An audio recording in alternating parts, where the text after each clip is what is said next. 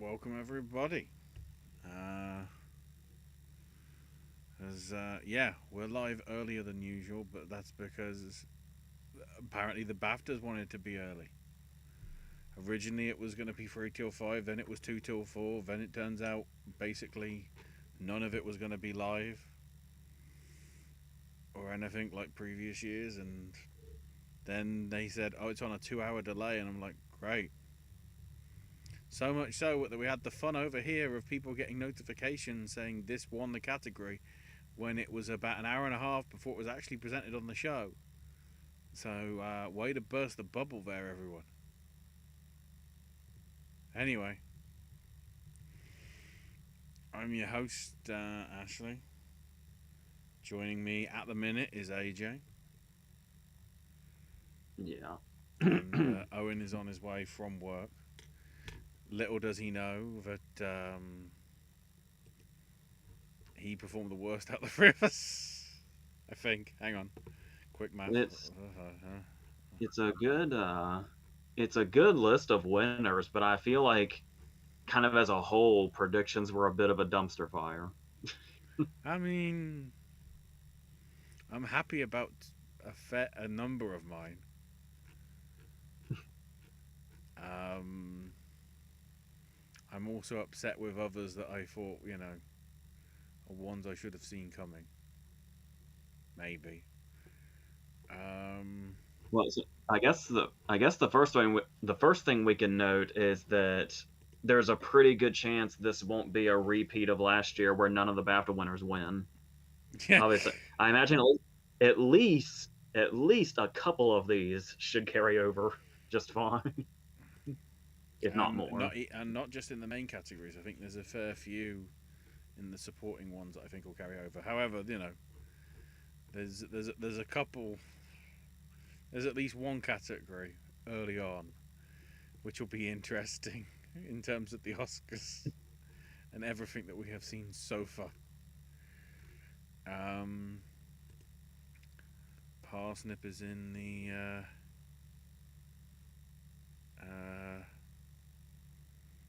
chat saying, "I don't want to toot my own horn here, but toot toot. I told you Zone of Interest was going to steal all of Anatomy of a Fool's thunder. It's the whole Nazi angle." So we're implying that there's a lot of people that are aware of Nazis in BAFTA. There we go. Confirmed.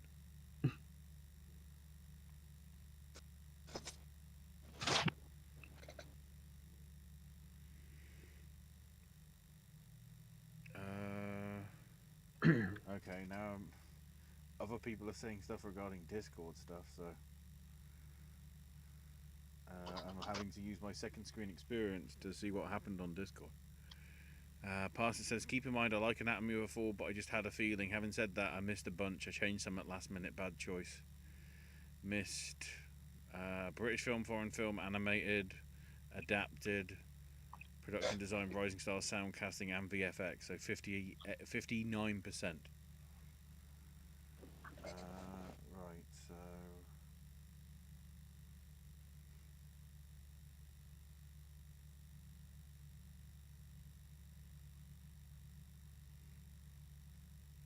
oh, is that what it is?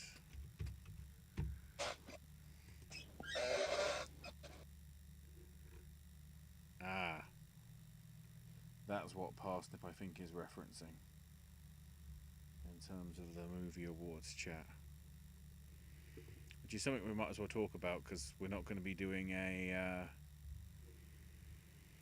While we're waiting for Owen to prepare himself, have you seen the May Criterion release list, AJ? Yes, I have. Because that was the big notification that Anatomy of a Fall was showing up. But we're also getting a 4K Yes. of Peeping Tom as well. And I guess a 4K of Girl Fight.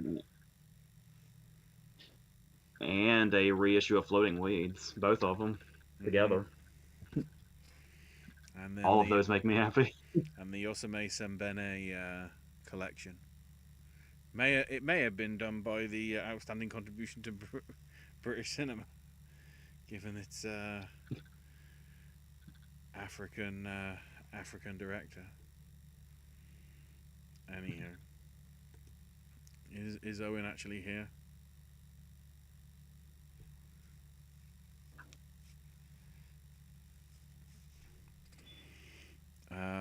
In some form, it appears. Bryce said Prince William's way to go on how to run the show. Well, William's busy with other stuff, as well. First time that I can't remember. I don't think, did William do anything? No, I think William's just there. Because in previous years, William's like been there he brings out the trophy, but then William then introduces whoever's actually doing the speech for whoever gets the fellowship, which is weird, but there you go. Yeah, because wasn't he at the time of the BAFTAs last year? He was there, but wasn't he involved in like controversy or something? And we thought he was kind of laying low or something. I mean, it was probably something to do with all the Meghan, Harry, William mess that seems to be. So, yeah, I was thinking he had like a racial controversy recently or something. Possibly. Parsnip says, I'm not paying for BritBox anymore. I've been paying for it over a year and never watched it one time. If you're not a Doctor Who fan, I wouldn't say it's worth it. Plus, in the UK anyway, bar the first one, because the son of the writer of the first Doctor Who episode is a bit of a prat.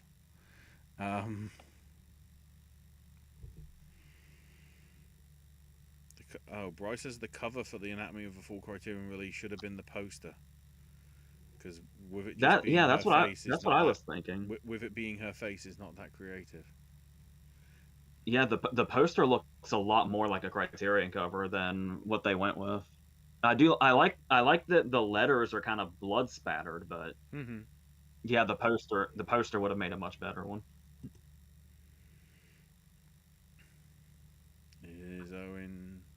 Is Owen's voice here? Even though he's not visually here? I'll take that as a maybe.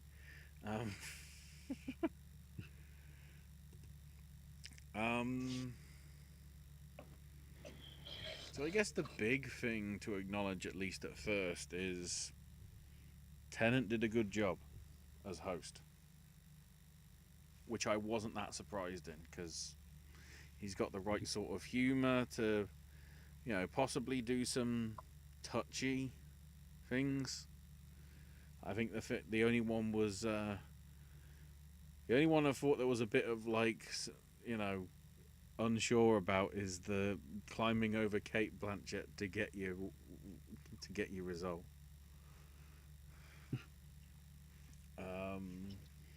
But yeah, the skit at the start, which is based on the staged show that he and Michael Sheen are a part of, which is very nicely done.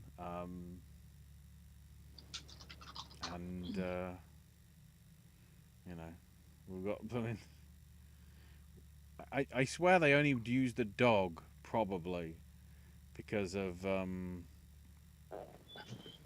Anatomy of a Fall. Probably.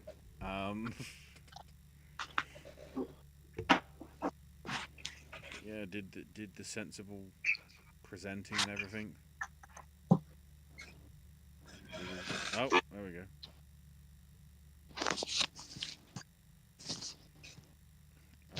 Owen finds his direction.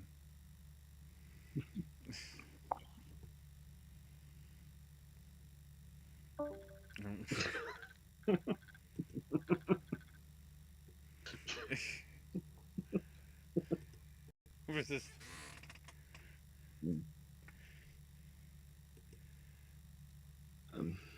Is it working now?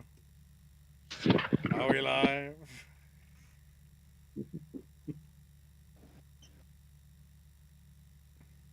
How do you do? I'm here. So this is the interesting bit where Owen finds out in real time what has occurred. See, the thing is, I was really, really hoping, this being the 14th month of 2023 at this point, that I was going to win the awards season this year. But apparently, no, because I had to be impassioned about movies that deserve to win and not just everything else, minus Oppenheimer, of course. So, needless to say, I took a huge swing with a movie that should have done very well, that didn't. So, what else is new? It's still a 4-point race between the three of us. That's close. Don't care. I want to win this thing. Especially with the cluster that we're going to be talking tomorrow in the other two guilds and the spirits. I need to look at those awards. That can really go all over the place. So nobody is out yet. I know I'm not out. I mean, what I'm seriously hoping is somehow, like, there's 1 point between us when we get to the Oscars, and then for all of a sudden the WGA has become the most important thing in the prediction game, not the Oscars. It's 3 things that we're not even going to see for a month.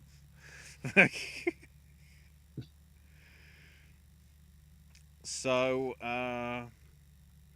as previously mentioned, we had 19 awards presented before the actual broadcast went on air. Dear Lord. Hang on, did I count that right? 3, 4, 5, 6, 7, 8, 9, 10, 11, 12, 13, 14, 15, 16, 17, 18. Yeah, 19. And then the Why afterwards?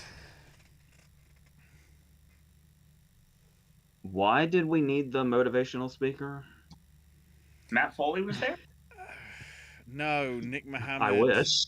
Nick Mohammed, whatever his name is from Ted Lasso, was his Mr. Swallow motivational speaker character that he does like a stand-up style tour with. Yeah. That's the only thing that really didn't gel. The performance from Sophie Ellis-Bextor was very good. The performance from Hannah Waddingham for the In Memoriam was fucking incredible. Well, I will say one thing, which is I love that Samantha Morton got that spotlight. And I love that the woman for the British contribution got that spotlight. But timing-wise, it reminded me why I really love that they created the Governor's Awards. Because you can really see how there is a certain flow that's going for a while, and then it does kind of feel like that flow stops for a while. So I feel like the Governor's Awards were a huge blessing to the Oscar ceremony.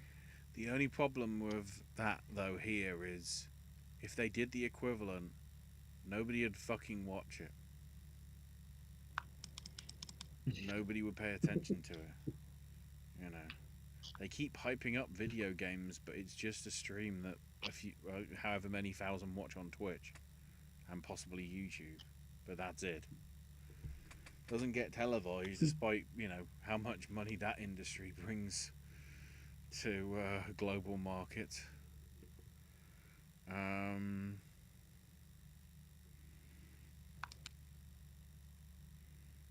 So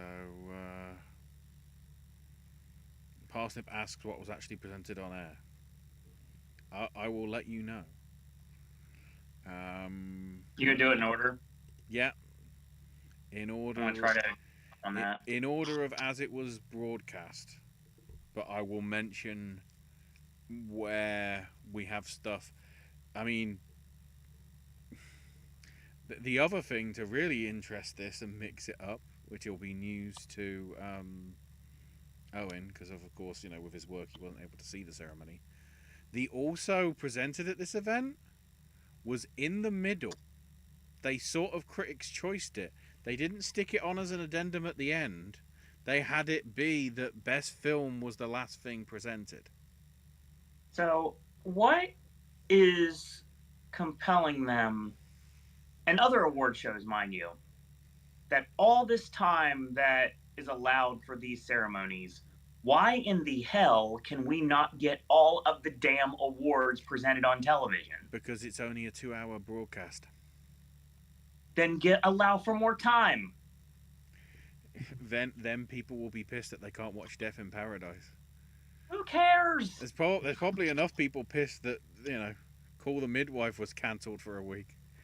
See, there's a reason why I shoot on these categories that don't matter, because to the Academy, they and all the other governing bodies, they don't seem to. People work their entire lives for this, and they get stuck with, oh, by the way, this also won. And the thing is, this year, for the also ones, they just said, okay, here's the winner, like as it was announced on stage, had them sort of walk up, walk through the crowd, and then like 5 to 10 seconds, maybe a bit longer, of their speech, not showcasing any of their work in said thing, be it costume or cinematography or anything like that. So this is why I will forever praise, even though I don't appreciate how they're airing it now, this is why I will forever appreciate SAG as my favorite show. It's a 2-hour broadcast. There's not really any filler, and they get all the categories in. I guess you could say except for the stunts, but that's whatever. At least the Oscars learned their lesson the one time they tried it. So. Oh, I can still. That's great. That's weird. They still have last year's ceremony up for the next 19 hours. Yeah, you could tell. You can always tell when BAFTA's kind of chopped up, which is a little jarring. Yeah. So we opened with, I forget to the thing, original screenplay. Hold on, I gotta find it. Which Owen started off strong.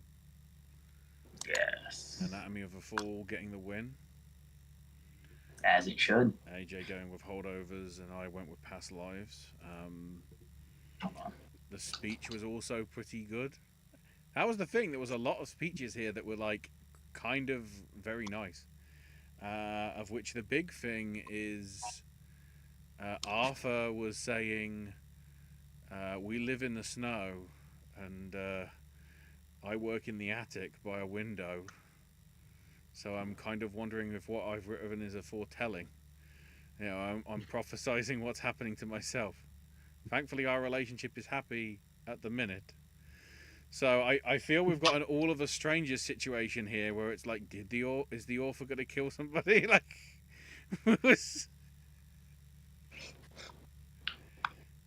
we going down that road?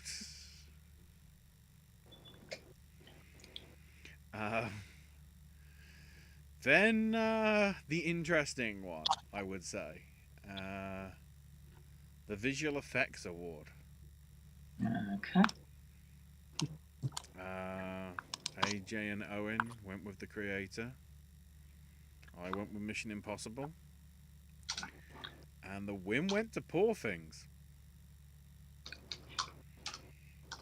Notable because so far from the two things that actually do visual effects, this and People's Choice, both winners aren't even in the Oscar nominations list. So I'm just hoping that something happens when we get to this week's VFX Guild Awards. Otherwise, I need a 5-sided coin.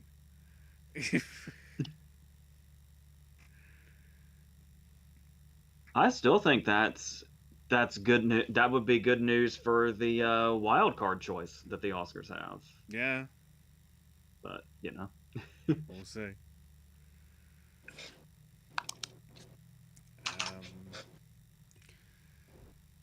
Then after that, we had animated, which where is it? Well, they actually gave it. Yeah, Interesting. Owen missed with Spider-Man, but myself and AJ got it right with The Boy and the Heron. The thing I do appreciate as well with Boy and the Heron, the clip that they showed, they kept it in the original language. They didn't put the dubbed one on, which they easily could have done. That's the one I watched it in, was the original version. The dubbed version actually wasn't even an option until later in the night, and there was no reason to do it. So I just thought I'd just stick with the regular version of it. Then we had the Murder on the Dance Floor performance, which was pretty good. Shock surprise. Sophie does a good job as ever. Then we went to Outstanding Debut. Okay. How to Have Sex did not win it, so we don't get a point, any of us. It went to Earth Mama though, and Savannah Leaf sort of pointed out that in akin to sort of a rock situation, the person they got to play the lead in Earth Mama wasn't actually a trained actor. It was, it's a Roma sort of style. This is their first ever acting gig, so that was a nice job.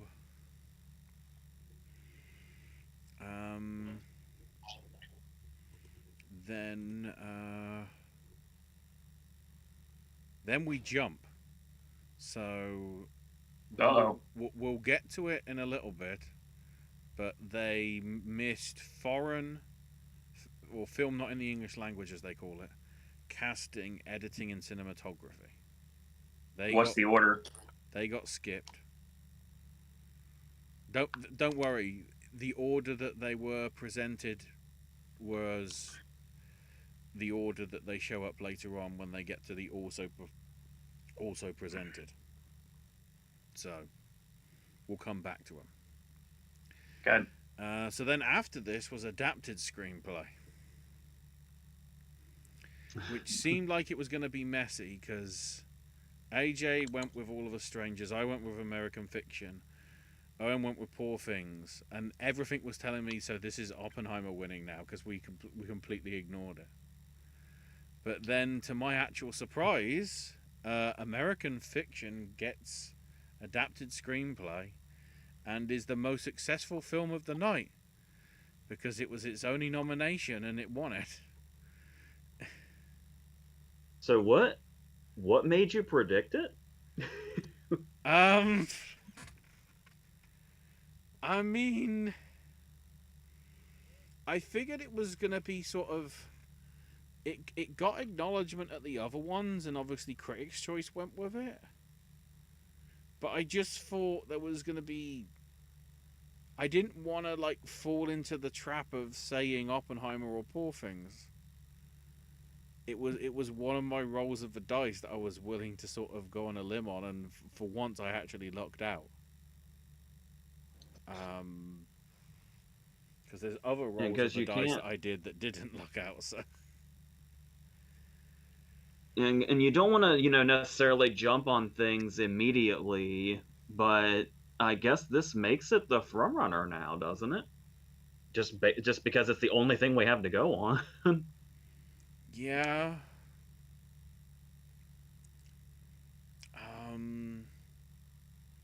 It does mean though that with American Fiction, Oppenheimer, Poor Things, and Barbie, that's a pretty strong list in terms of adapted. To be fair, from the off. That's right. I keep forgetting that Barbie was separate.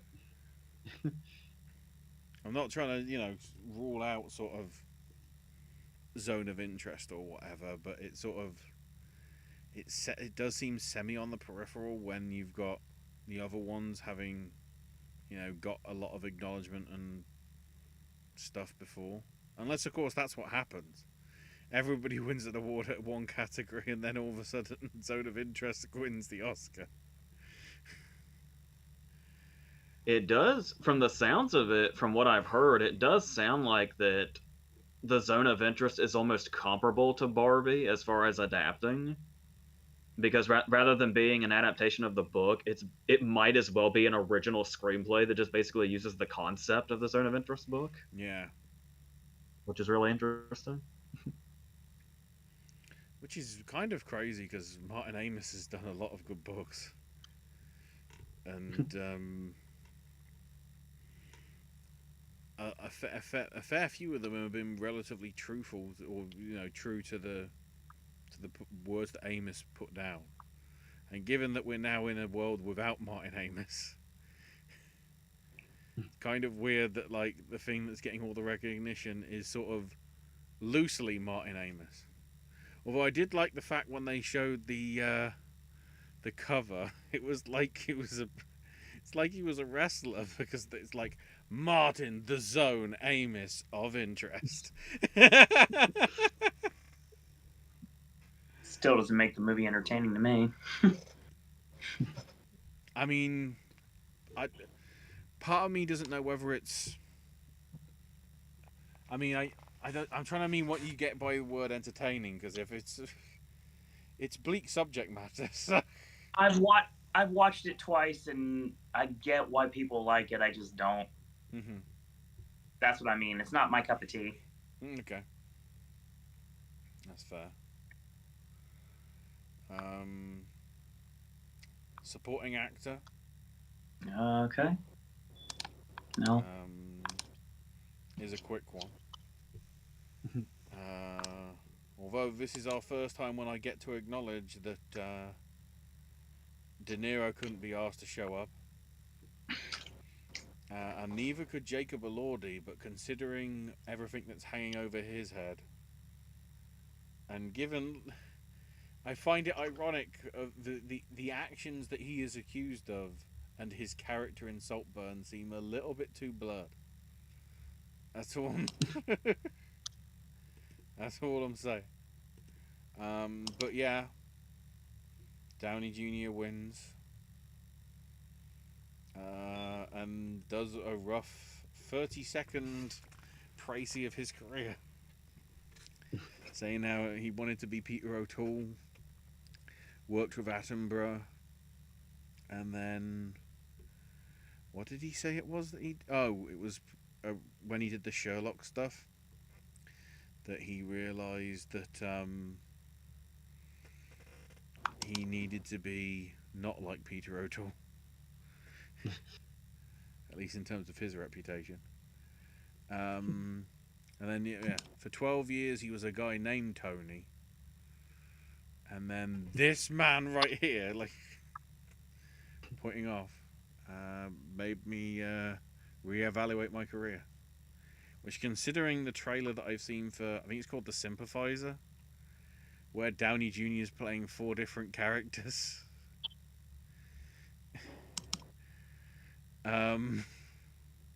Now, Downey's speeches are always fun, so if we could just get 2 more, that would be fantastic. I mean, unless something shakes it up at SAG, I don't see a way that's not going to happen. Let's hope. And speaking of, except this time, some people might consider it boring, but it appears as if Divine Joy Randolph also getting the sweep. Yeah, there's nobody is going to be stopping that train anytime soon. It was a very nice speech, but I still don't get it. Of all those other nominees, even when you looked at the clips, it was like, one of the smaller than the others. Like I said, not that I mean that smaller doesn't mean it can't be better and bigger in its own way. It's just I just don't get it. I'm just hoping that she doesn't become a. I mean, I don't want to bring up Monique, but somebody that gets all the credits and then doesn't really get. No, but it's it's the only one that sort of comes to mind, and sort of somebody that gets all the recognition and get. I guess Yoo Jun-yoon might be to some extent as well, for her portrayal in Minari. Was it Minari? Or am I thinking the wrong? Yeah. Yeah. Mm-hmm. Yeah, She gets all the recognition and then like is barely heard from again.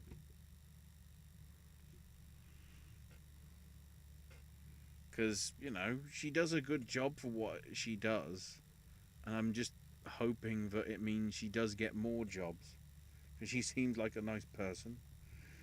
Um, little did we know. Apparently, her first gig acting was in London. I don't know if that was on the stage or whatever film it was that she may have started in.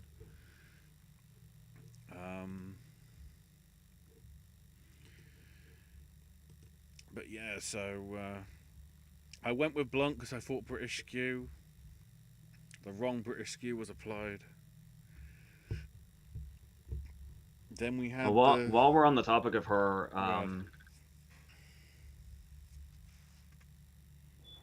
while we're on the topic of her, I do have to say that I was very appreciative of all of the reaction shots we got of her. It was like the entire first half was basically just Blonde reaction shots. Although the only thing I would also note about Randolph, make sure your dress is better, because the fact that Alexander Payne had to basically carry her to the stage because her dress was probably going to trip her up that much. I mean, if she's going to be winning at SAG and the Oscars, and is she in the spirits because his holdover's considered independent? Yeah, she's there. Yeah. So she's going to be accepting possibly 3 more awards. Make sure you're in an outfit that isn't, a hazard to your life. That's all I'm saying. Have a nice dress on, but have something that's manageable. Then on tab,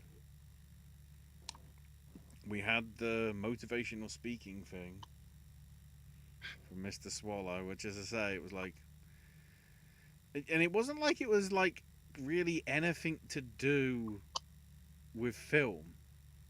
It was just there, like, doing a bit. So it was like, okay.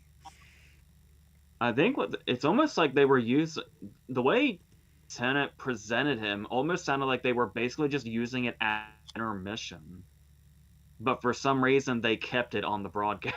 It was weird. Then we also take another jump as they skipped documentary, score, sound, and production design, which then made us go to outstanding contribution to British contribution to cinema. So June Giovanni, the African, and I can't remember the phrase that was used. Or African themed, or black movies, sort of really in the. Yeah, it was like the Black magazine that I think she's been working with for nearly 40 years. The Third Eye Festival, which was mainly on third world countries, which I think they've still kept the name, but it's more. They don't acknowledge the phrase third world because, it sounds a bit bad. And she lost her voice. That was a bit of a shame as well. But it was a good speech. I feel like it's there because otherwise, I mean, I'm not trying to say anything, but there was a lot of white people winning tonight.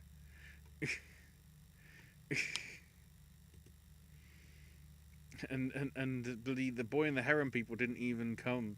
So Paul Mescal and Andrew Scott were like, "We're gonna give it to him," and then they walk off with it.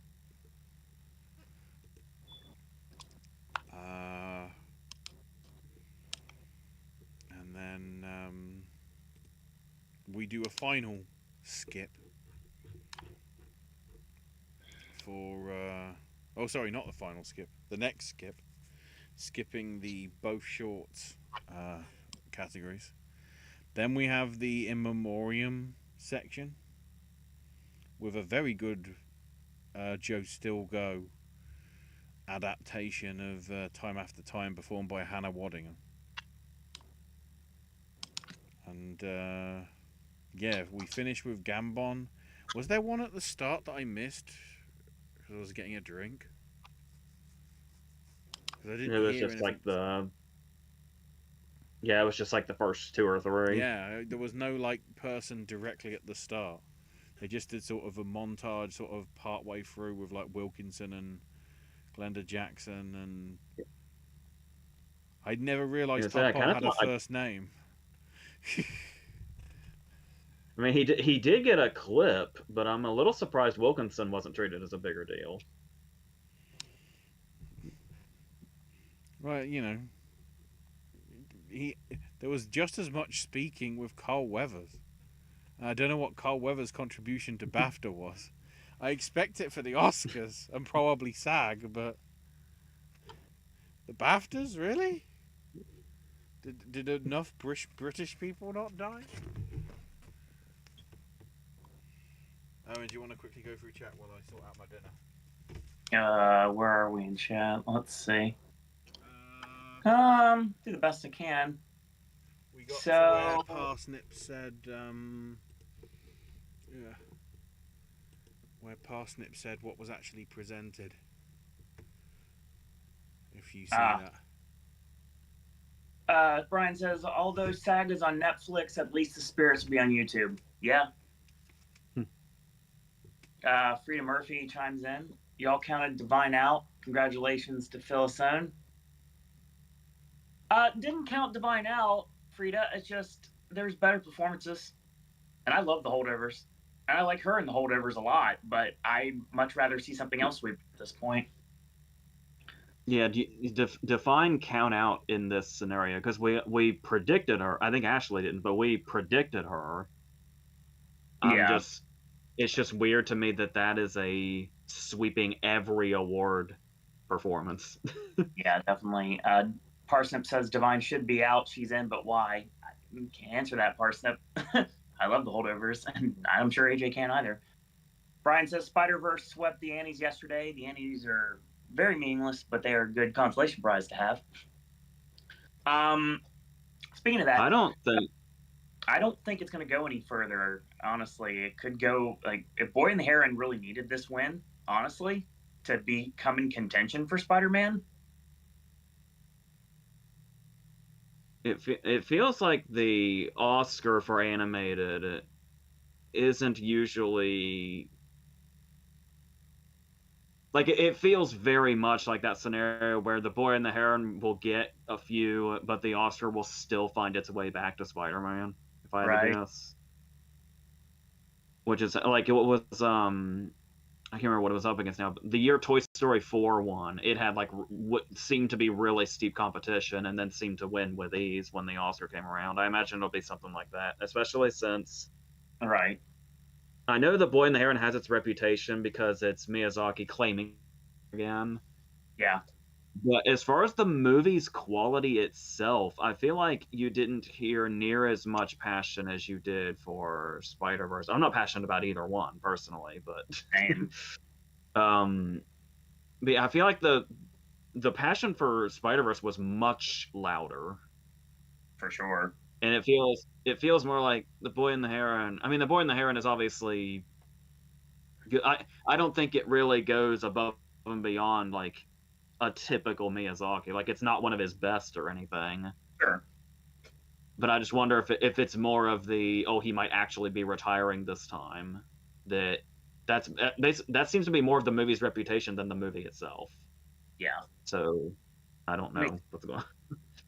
Josie says, "Hey folks, sorry I'm late. Just got back from the Taste of Things. It was excellent. Saw the Teachers Lounge yesterday too. Very nerve-wracking, but quite thought-provoking. Absolutely." Me and AJ both recommend the Teachers Lounge, so much that AJ actually put it on his list for Oscar nominations that we did last week. So if you want to check that out, you're more than welcome to. Kind of similar to Anatomy of a Fall in its ambiguity of the situation. Exactly. Josie, of course, is happy boy in the hair in one animated. It's understandable. While in the moment, an Oppenheimer sweep may seem boring on paper, despite it being a masterpiece, if and when it wins picture, we will look back and say how extraordinary of a win it was. Yeah, Nolan's definitely getting his flowers this year, and he deserves it. Yeah, I'm not bored with it. I'm not bored with the sweep. I just wanted something. I mean, I just like competitions. Competition's fun sometimes. I mean, granted, it could be like last year, and I don't want to go back to last year because, again, we're still in 2023 at this point, and a movie that I actually like or love is going to win Best Picture, so I'm fine with that. Anything that's nominated, just as long as it's not the zone of interest winning, I'm good to go. And I don't think I need to see Maestro to know that it's going to be something I'm going to at least like. But I will in 2 weeks when that finally comes through. Brian says, if you go by the past 5 years, 3 of the 5 TIFF winners won screenplay, with Green Book, Jojo Rabbit, and Belfast. So American Fiction is in a good position now. Yeah, I see that. I still think I'm pretty much convinced that Barbie an adapted screenplay is going to be its appeasing the outrage win. Outrage in quotes, of course. That's fair. Or you could say giving Greta something because they would desperately want to. Even though people who voted for director didn't show that. But no, they didn't. Josie watched Since Last Time A Wife Confesses from 1961, Comrades Almost a Love Story from 96, La Verite from 1960, Red Eye from 2005, and also 2005's Double Jeopardy. Apparently, Cillian Murphy wanted the role so badly in Red Eye that he took a plane from England to Hollywood 2 days before his wedding to have lunch with Wes Craven. And it was his eyes that won him over. Fake airline tickets were printed up for passengers to carry and use. On the back, listed 12 terms and conditions for buying the ticket, just like on real tickets. But all the provisions of this passenger ticket and baggage claim checks are completely bogus, was listed as the 12. It's all a bunch of I guess this would be a good time to say. We're hoping to wrap this up by like 5:30. That'd be wonderful. I have stuff to talk about, and tomorrow, I will go into, as long as we have the time, I'll go into the shorts because I have thoughts, lots and lots of thoughts. I have seen all 15.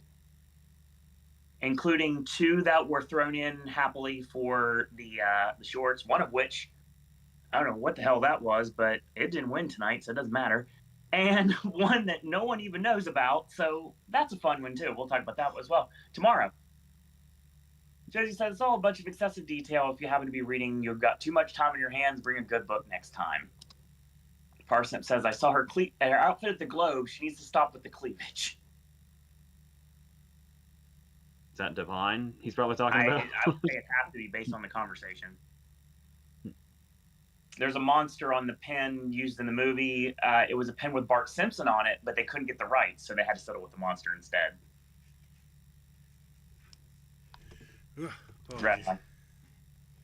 Apologies.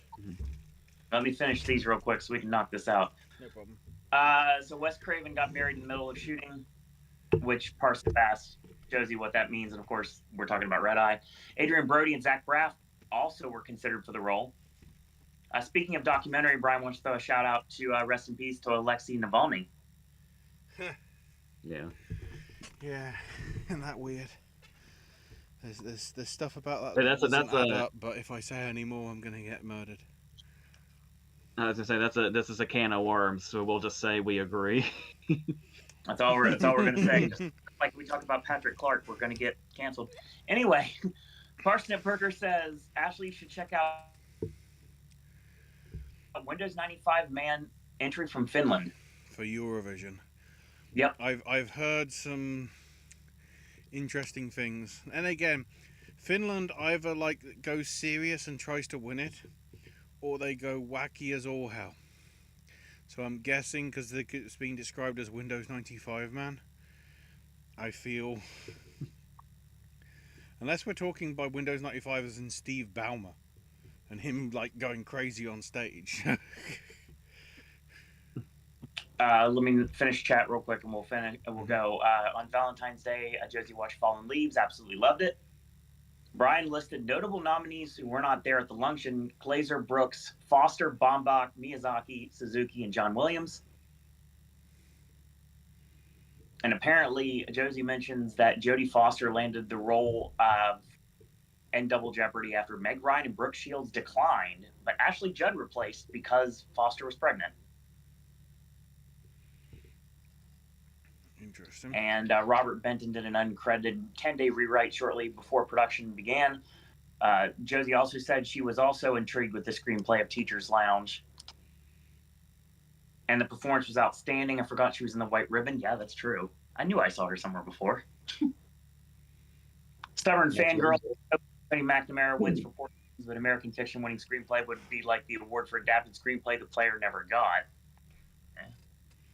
Josie would like to pair them together. And we continue. Thank you, live chat. Next on the hit parade. British film. Okay. The last one to be presented before the broadcast started.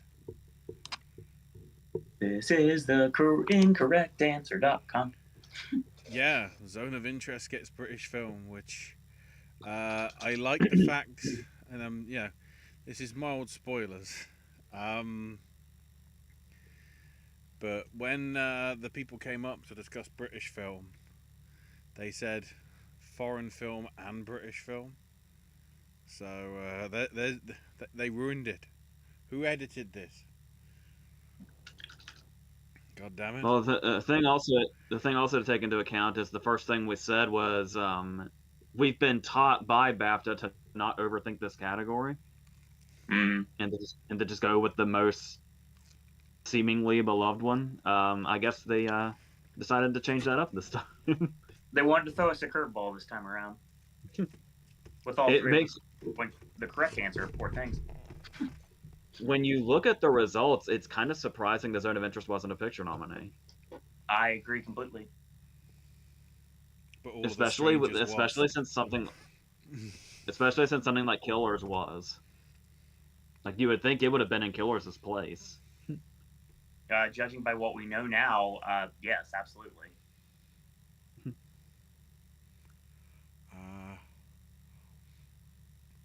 So then we do another skip. Costume and makeup. But we'll be getting to them sooner rather than later. Because then we have director. And the first of the presenters that I really want to bring up. Because it was presented by Hugh Grant. And it was... hang on, let me get the Empire Magazine Twitter up.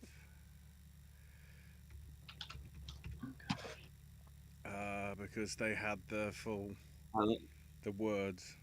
I love that he recently, while he was promoting Wonka, he went on record to say that his constantly annoyed thing is just a shtick. I mean, it's not like really him, but I don't know, he's still so convincing. I'm still convinced maybe that is really. So in Hugh Grant fashion, I'm waiting to see if Owen cracks a smile at any of this. Oompa Loompa, Doopity D, now the best director category. Oompa Loompa, Doompity Dong. Most of these films were frankly too long. Oompa Loompa Doompity Da, but for some reason, the nominees are.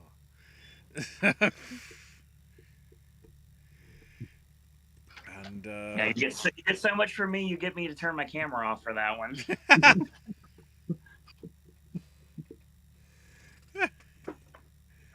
And kind of unsurprisingly, Nolan wins.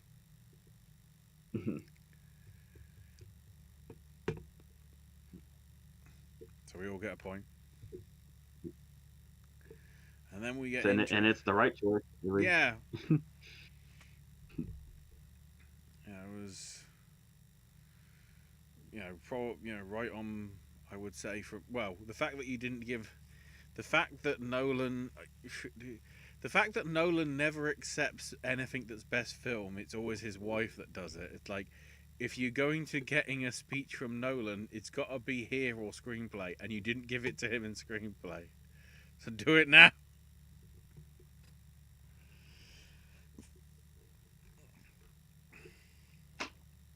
So, It's over. It's officially over. There's literally no competition. Nolan 100% is winning, and he deserves every bit of it. yeah. Sorry, I had to respond to Howard because I used my tablet to do that, and I couldn't do it on the phone because we're filming right now. So it's like, nope, I'll use my tablet. It's good. You weren't actually pissed at Hugh Grant. I mean, because part of me wondered. Well, you brought up Blanca, and I could use that for a segue if you want to use that now, but we can talk about that tomorrow if you want.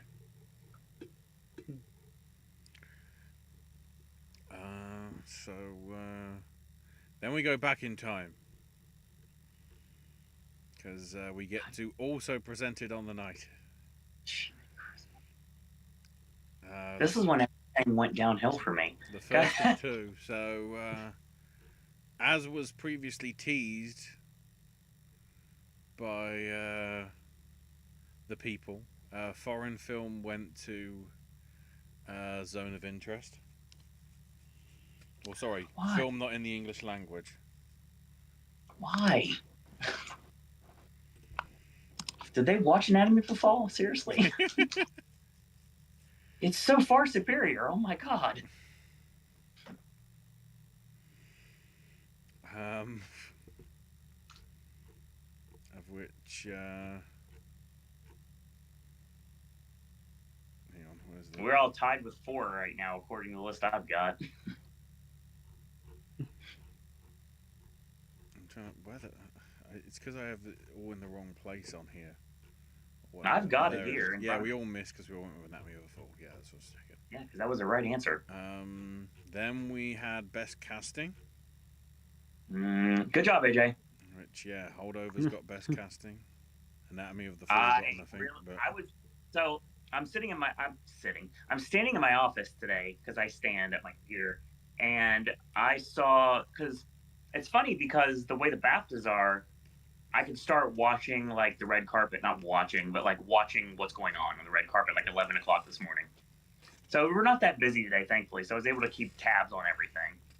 And the second I saw Holdover's one casting, I was like, dang it, I should have gone with it.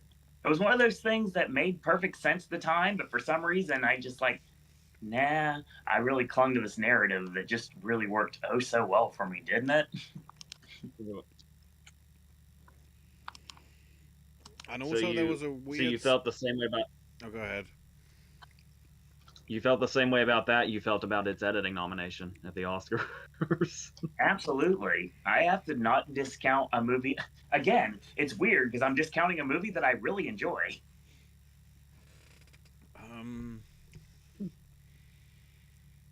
Also, for a movie I enjoy way too much more. It was weird to get a Safdie Brothers reference, though, in the acceptance speech. Because Dominic Sessa is apparently an uncut gem,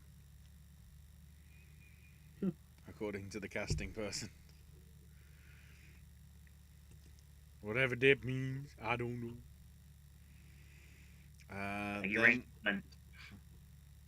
Then we have Best Editing, which went to Oppenheimer. It obviously doesn't go to the BAFTAs. That's for sure. God no. Damn it. Kevin Dunn put this thing together? Seriously. Oh, we'll get to the interesting bit of that in a minute, which nearly could have been a mess. Then cinematography, which went to Hoyte van Hoytema. Yes. Am I the only one that went with it? Yes. Yeah, I did. I got my AJ point went back. with Robbie Ryan's Poor Things. I went with Lucas Zell's Zone of Interest.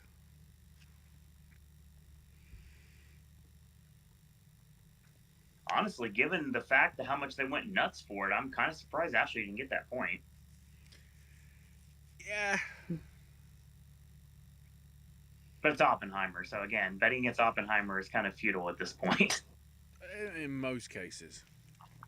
That is true. A lot of people said Poor Things basically stopped Oppenheimer from breaking the record, so.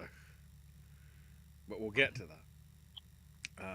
Because then we jump slightly forward from Back in Time to documentary, which of course goes to 20 Days in Mariupol, which we all got. Another score for us on that one. And speaking of score, I did not do that on purpose, I swear to you. more Oppenheimer love for Ludwig Göransson. I'm trying to remember which was the bit that I was having a fit at. Was it Nolan's director thing where it was like bonk, bonk? I'm trying to remember. Yeah, I'm pretty. Yeah, I think so. So any sort of bit where it went truly off everything. Then we move back to not live action with The Fellowship, presented by David Heyman to Samantha Morton, with a sort of incredible speech from Tom Cruise praising her for Minority Report.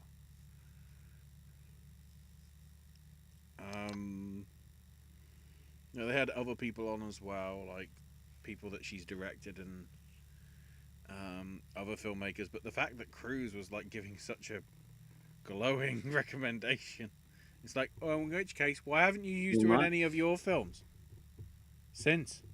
Hey? It also felt appropriate because even though she was already an Oscar nominee by the time Minority Report came out, but I'd imagine for a lot of people, including me, Minority Report was the first place we ever saw her. Like that was our introduction to her for a lot of us. I can't remember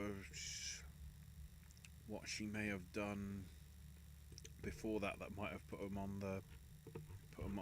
on the British radar. Have a quick check. She did a very impassioned speech. Moved to tears in a lot of points as well. I think the big thing she said, as soon as she saw Kes on a school television when they just showed it, that's what really got her impassioned by everything.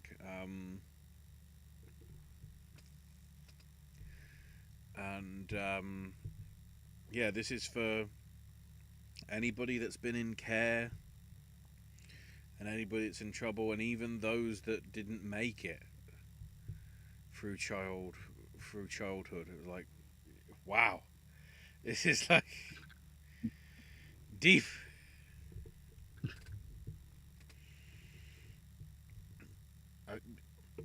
Maybe she came on the radar, at least over here, to some extent with Under the Skin in '97. And no, it's not the Under the Skin from Jonathan Glazer. It was a few years before that. But even then, that was sort of, I didn't realise that she was in Sweet and Low Down, and that's like 2-3 years before Minority Report. Yeah, that was her first Oscar nomination. Yeah.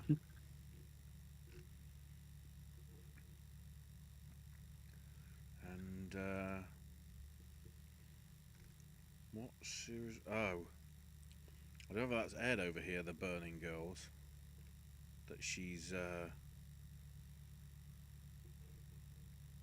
on Paramount Plus. That she was the lead in. Doesn't ring a bell, but Yeah, it's good to see doing what she's doing. Being very vocal about everything. It says here Morton is a Catholic and describes herself as quite religious. Well, we know that for sure because she brought that up in a speech as well. But a very good speech, and good to see. Then we have the Rising Star Award, of which I've been on the nose for what, the last 3 or 4 years. It's just last year I went with the wrong person from Sex Education.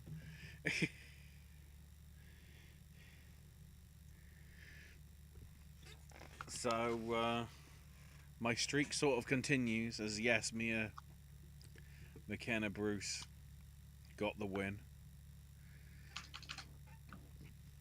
appealing to the dumping ground crew. Everybody was there apart from Jacob because I guess, his image might forever be tarnished by his actions. Possibly, I don't know. She also did a nice speech as well. The big thing was how her friends saying like how she doesn't have to talk, she's not that, fancy anymore, and she was like, I wonder if this will make you say otherwise.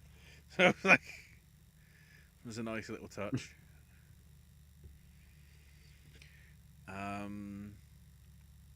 And then we jump backwards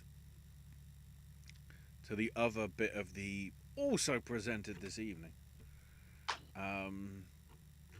So best sound went to Zone of Interest. So that's a decision.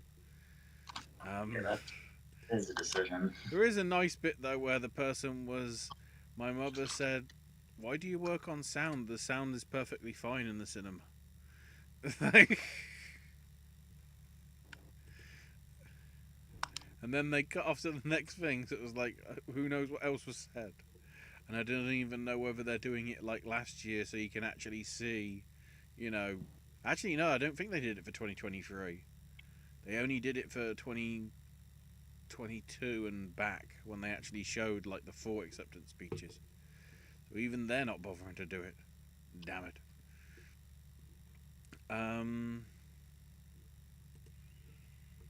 Then to production design, which we all got right in that it did go to Poor Things.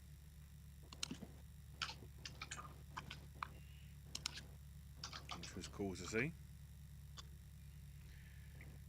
Then to costume, and this is where I sort of feel unhappy with myself because I'm pretty sure I said her for Critics' Choice and lost out, and I never went the gumption to just stick with her because Holly Waddingham did get it for Poor Things.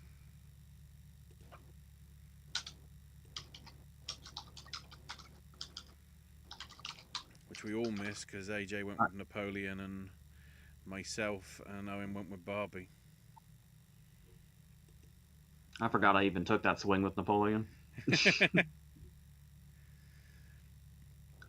I'm also not really saying much. Number one, because I wanted to be done by 5:30, which it is now. Right. And secondly, my internet is just not even trying. Okay. So then makeup and hair. AJ's Maestro swing for the fences didn't work out. As Poor Things got the win. I would say I'll be interested to see what the Makeup Guild says, but Maestro and Poor Things are probably in 2 different categories, aren't they? So it doesn't matter. Yeah. Oh, I actually missed one because I didn't put it in the format properly. In between costume, makeup, and sound and production design, we had the shorts. Where was the shorts listed?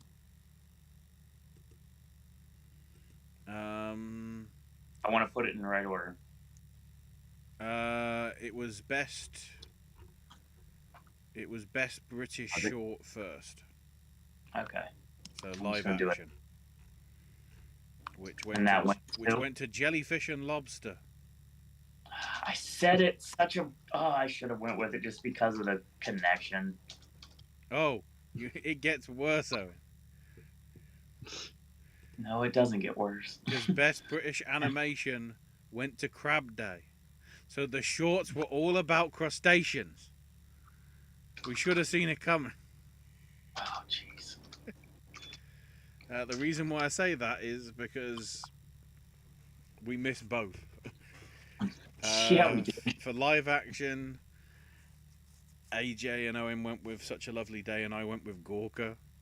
And then I went with Visible Mending for British short, and the other two, probably rightfully, considering previous history, went for Wild Summon because it was the Oscar contender. Gee, mini Christmas. BAFTA for once did not get swayed by Oscar. We will talk about Wild Summon tomorrow. Is that a good thing or a bad thing? Oh, yeah, we'll go there. Don't worry. I still don't know what the hell I just watched. Column A, column B. That was Friday. So then... Oh, good. We're done. Then we get to my lucky draw. Actress. No, actor was first. Cillian Murphy's win for Oppenheimer. I still don't know what the answer is because SAG is going to tell us some things. Yeah.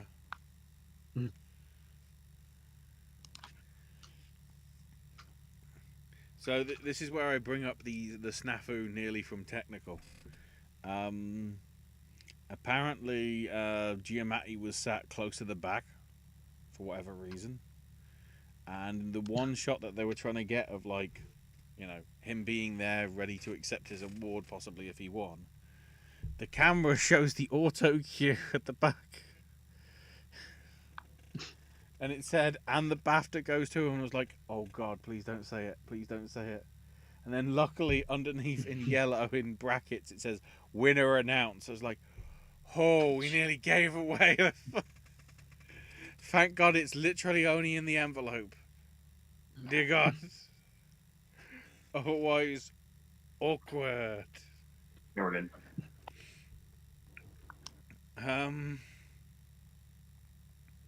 Yeah, Oppenheimer once again. Murphy bringing up the Oppenheimies. It's officially a thing.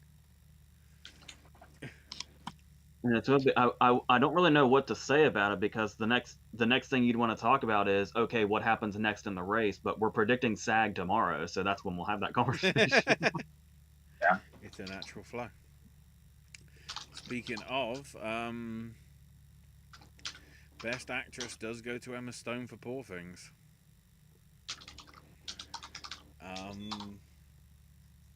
Where Emma Stone pretty much heavily praises her dialect coach, which, after having now seen the Iron Claw, where was the dialect coach for Ric Flair? Dear God. The thing about this is interesting because even though I took a swing with the Sandra Hüller thing, it is a question of, is Emma Stone in a really good place, or is it just because her main competition wasn't here? Yeah. I'm still amazed as to how Lily missed, to be fair. I'm wondering if, again, we have this conversation all the time, and now it feels like we were going to have it like 2 days apart from each other because we actually are. With Stone getting BAFTA and Gladstone getting SAG, then the race is still up in the air. But if Stone takes SAG, then it's over. Probably, yeah. Probably. Most likely. Yeah. And I still don't know if Giamatti or Cillian are going to win tomorrow when we talk about it for next week. And then, of course, to Best Film we go, and yeah, The Oppenheimies loving continues. Oh, it's over. Literally, it's over now. Like Oppenheimer's winning Best Picture. There is no world we live in where that's not going to be a thing. To see, we'll make sure. Let's make sure PGA doesn't do something crazy. I don't think they're going to, AJ. Because if PGA and SAG match and neither one is Oppenheimer, I don't know what that would even be, but let's just say something crazy like that happens. Then, you know, I don't want that to happen, obviously, but Oppenheimer is definitely in the best position right now across the board. Right now, at this moment, it doesn't have an actual contender. Unless SAG shakes things up. And even if it does, if it goes to if PGA goes and we get, well, it doesn't matter. You might say the next two things after Oppenheimer are Poor Things and The Holdovers. I would say you're absolutely correct. And neither one of them are up for a SAG Ensemble. They're not. Interestingly, which is surprising, but neither one is. So I haven't looked at those categories since we first got them, so I need to probably buckle down and figure those out sometime tonight or tomorrow morning. yeah, so if anything's going to dethrone Oppenheimer, it'd be if something else wins PGA. I don't see that happening. Yeah, we'll see. I don't know, this weird thought process I have in my head with as well as it did at BAFTA at this point, I'm almost thinking that something out of nowhere like Zone of Interest could win PGA and shake things up a lot. I don't want this I've been at all. Thinking if there was it happen. I've been thinking if there was going to be a surprise PGA winner, it's the Holdovers. It's the Holdovers. Yeah. If there's a surprise winner at PGA. Because Poor Things wouldn't be a surprise at this point if it happened. Not against other competition.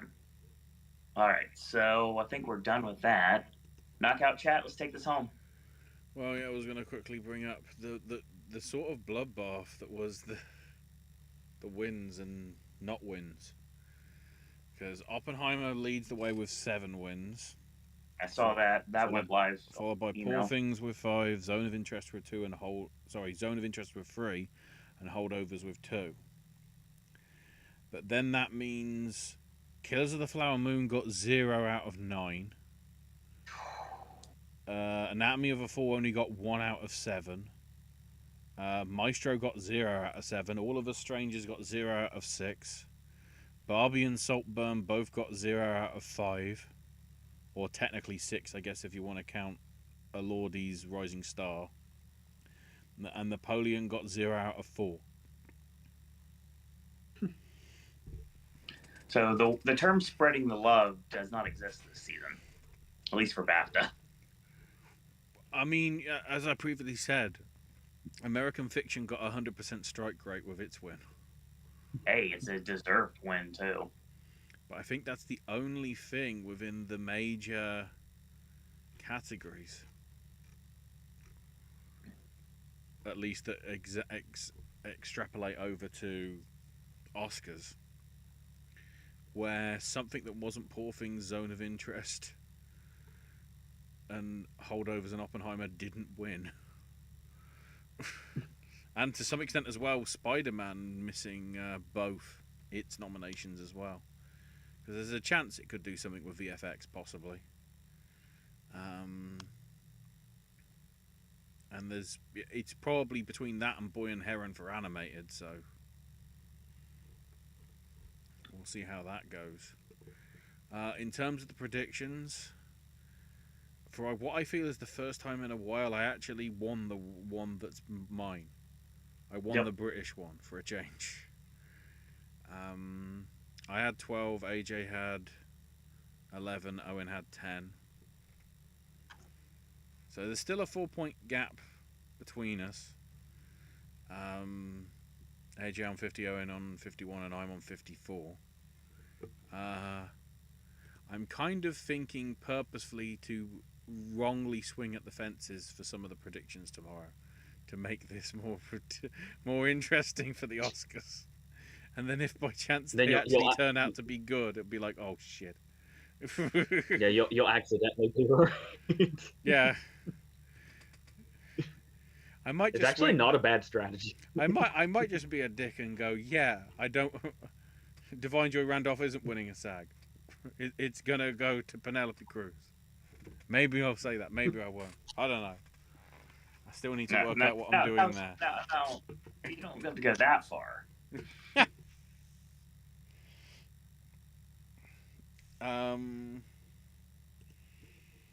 So yes, in terms of the chat, trying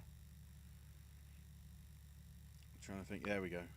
Brooke Shields and Meg Ryan would have been terrible in Double Jeopardy. A movie in German wins British film. I mean, yes, but hang on. I swear that there's something which We've been talking for a long time how lenient that British film title is, at least ever since Three Billboards. So it's that's talked about in a few minutes when we get to the rest of the chat. You know, to some extent, Brooklyn. Gravity is apparently a British film, so space is British. There you go, confirmed. Yeah, Man on Wire is British. I know it's a British production, but a lot of that is the World Trade Center. I know it's a documentary, but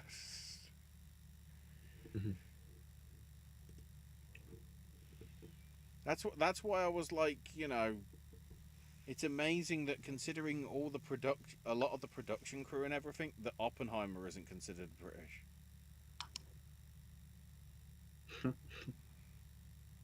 But whatever. It says maybe BAFTA membership or rewarding zone of interest as a consolation. They wanted it as a best picture too. Somehow or other it wasn't nominated, but I feel that many wanted it to be. And yeah, Bry saying about a movie in German wins British film, but Parsnip says, you know, you can make a film in any language. Wasn't Minari an American film and Past Lives is an American film? Yeah, technically.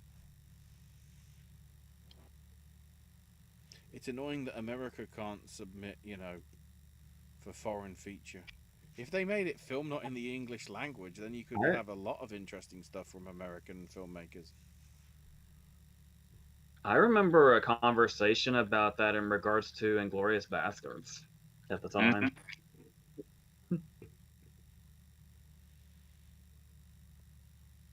Roy says they're going by the crew of the movie. I think it should be about the movie itself, the main settings in the UK, or the main characters from UK territory.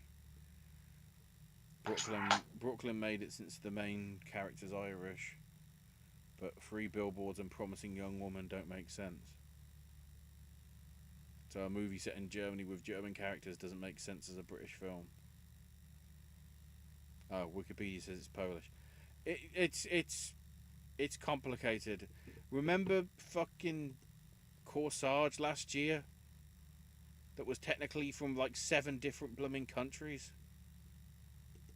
I think they eventually decided on Belgium for the Oscars. It was complicated as all hell.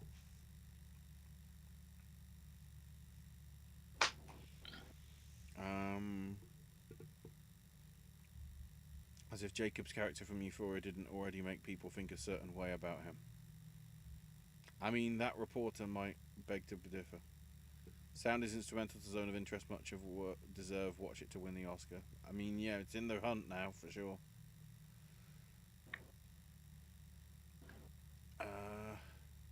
Bryce says leading and supporting actor are still open, but supporting actress is locked.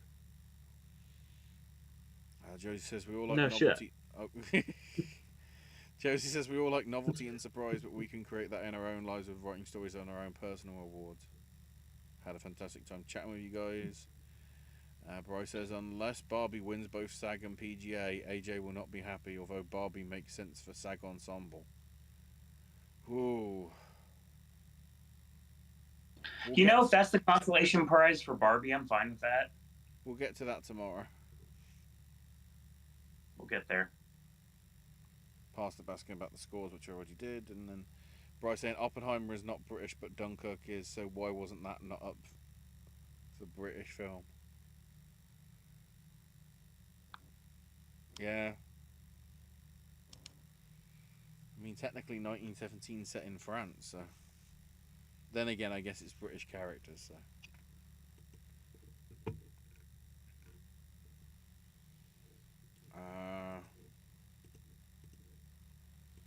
So yeah, that is seemingly all the comments for now. We will be showing up tomorrow at the usual time of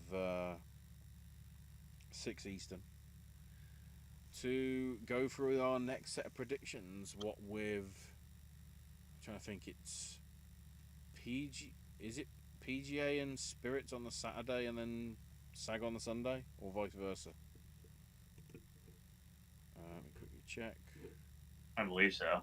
I think it's the other way. It's the other way around. It's SAG is Saturday. Yeah. SAG is Saturday with PGA and Spirits on Sunday. So we'll be predicting all of them.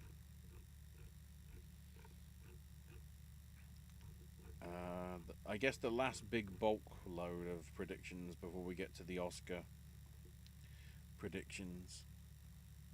And then the addendum of the WGAs. Although, that'll be coming this week as well. So we might talk about them. Maybe we talk about them in terms of the post show for next week. Or not post show, the review show that we'll do on Monday.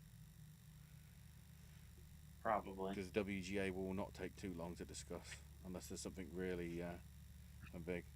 Oh, I don't mean overall with BAFTAs, I meant overall past it. I already mentioned that. AJ has 50, Owen has 51, I have 54. So as I say, it's 4 points between the lot of us. It's closer than it has been in previous years. Which means, don't rule anybody out. Because, I could easily have a mare of a prediction on one and all of a sudden the other guys catch up or overtake me. But we'll see. But yeah, we'll be back tomorrow to discuss them. And then we'll be there next Monday to discuss all three of those as well. The PGAs, the SAGs, and the Spirits. So, in terms of other stuff, I'm certainly going to have a Isaac video up on Tuesday. There'll be another couple of contraband stuff. One to catch up with, and one at some point next week, I think. Sip and Snacks as well will probably be coming up again, because I've got 2 more Prime, not energy drinks, that I might spin off into one video or maybe 2.